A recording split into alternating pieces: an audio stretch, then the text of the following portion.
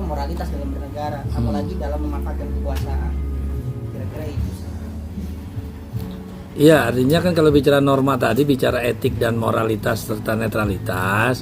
Kalau tadi kita contohkan adalah kita kembangkan seorang ASN dalam pemerintahan, harusnya kita dengarkan dia netral. Dalam pelaksanaannya terjadi tadi disebutkan tidak netral, kan gitu. Memberikan contoh tidak netral gitu kan.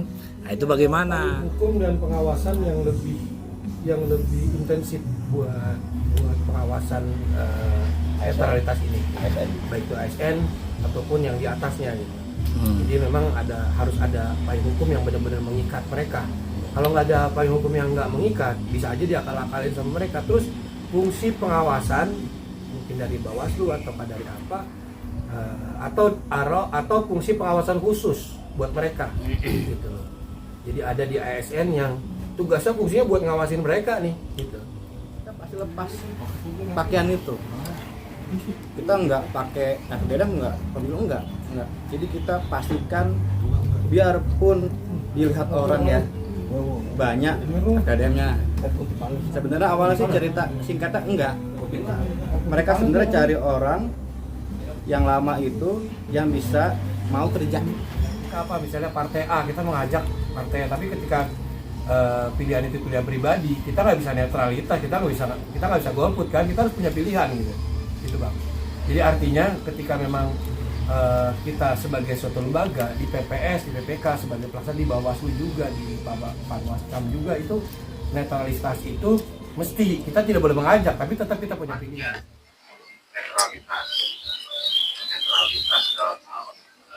awalnya netralitas, tapi prakteknya ini, prakteknya di lapangan itu harus dari pimpinan atas, Islam dan kota. Manusia boleh Panwascam,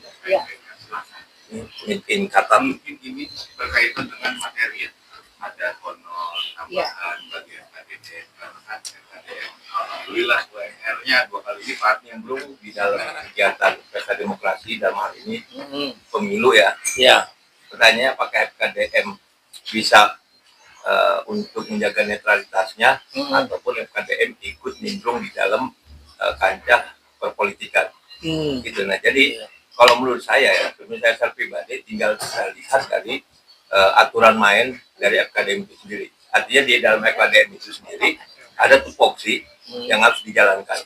Nah tupoksi itu kita hanya bersifat monitoring atau apa istilahnya ikut nimbrung di dalam kancah perpolitikan. Nah ini kan sebenarnya jadi tanda tanya besar buat kita. Boleh enggaknya itu kan tergantung dari pimpinan kita di atas. Gitu. Kalau pimpinan kita di atas memperbolehkan anggota FKDM untuk apa istilahnya menjaga netralitas, kita ikuti aturan main itu. Nah, terus yang kedua, kalau misalnya FKDM dipersilakan untuk menjabat di apa itu di PPS, apa di Panwascam itu juga nanti saya serahkan kepada pimpinan saya.